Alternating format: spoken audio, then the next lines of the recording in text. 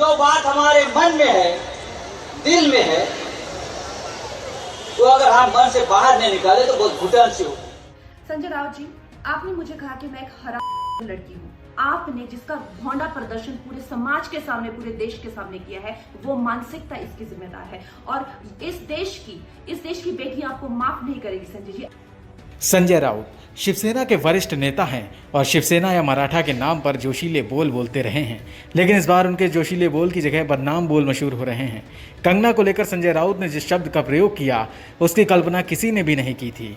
लेकिन संजय तो संजय हैं, जब तक बोल नहीं लेते तब तक मानते कहाँ हैं। तो हम ऐसे लोग हैं भाई, भाड़ में गया कानून, आचार संहिता भी हम देख लेंगे। जो बात हमारे मन में है, दिल में है, तो अगर हम मन से बाहर नहीं निकाले तो बहुत घुटन सी होगी।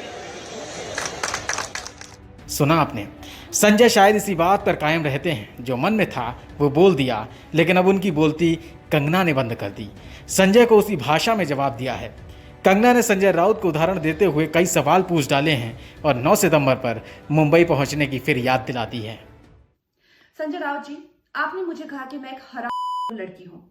आप एक सरकारी मुलाजिम, एक मंत्री, आप तो जानते ही होंगे कि इस देश में हर दिन नहीं, हर घंटे कितनी लड़कियों के बलात्कार हो रहे हैं, कितनी लड़कियों का शोषण किया जा रहा है, उनकी बॉडीज काट के ऐसी डाल के फेंक दी जा रही है, उनकी काम की जगहों पे उनको गालियां दी जा रही है, उनका अपमान किया जा रहा है, उनके खुद के पति उनके कान, नाक, मुंह, कान, जबड़े तोड़ रहे हैं। और आपको पता है इसका जिम्मेदार कौन है? इसका जिम्मेदार है ये जो मानसिकता आपने, जिसका भोंडा प्रदर्शन पूरे समाज के सामने, पूरे देश के सामने किया है, वो मानसिकता इसकी जिम्मेदार है। और इस देश की बेटी आपको माफ नहीं करेगी संजय जी। आपने उन सब महिलाओं का शोषण करने वालों को सशक्तिकरण किया है, इस देश की बेटियां आपको माफ नहीं करेंगी। और जब आमिर खान जी ने कहा था मुझे इस देश में डर लगता है, तब उनको किसी ने हम नहीं कहा, या जब नसीरुद्दीन शाह जी ने कहा था तब उनको किसी ने हरा नहीं कहा। जो मुंबई पुलिस की मैं तारीफ करते हुए नहीं थकती थी। आप देख लीजिए मेरे पुराने कोई भी इंटरव्यूज, आज जब वो पालघर की लिंचिंग में साधुओं को के सामने वो कुछ नहीं करते हैं, खड़े रहते हैं, या एक लाचार बाप जैसे कि सुशांत के पिताजी उनकी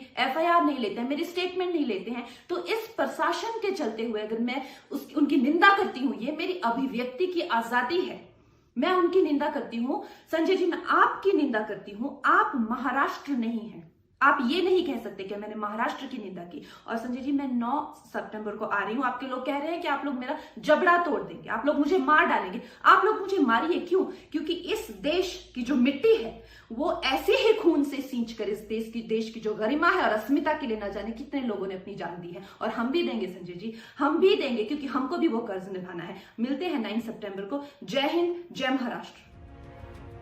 सुशांत सिंह मामले में संजय राउत दो तरफा घिरे हैं। एक तरफ महाराष्ट्र सरकार ने CBI जांच का विरोध किया, उसके बाद मुंबई पुलिस पर भरोसा जताया, अब उसी भरोसे पर सवाल खड़े हुए हैं। मुंबई पुलिस ने ड्रग्स एंगल पर कोई भी जांच नहीं की, जबकि NCB धड़ाधड़ गिरफ्तारी में जुटी रही। रिया के ड्रग्स मैटर को लेकर हुए खुलासे के बाद संजय उस पर जवाब नहीं दे पा रहे। वहीं दूसरा, अब कंगना के अटैक पर संजय इस सोच में पड़ जाएंगे कि बोलें तो क्या बोलें। News room post, Delhi.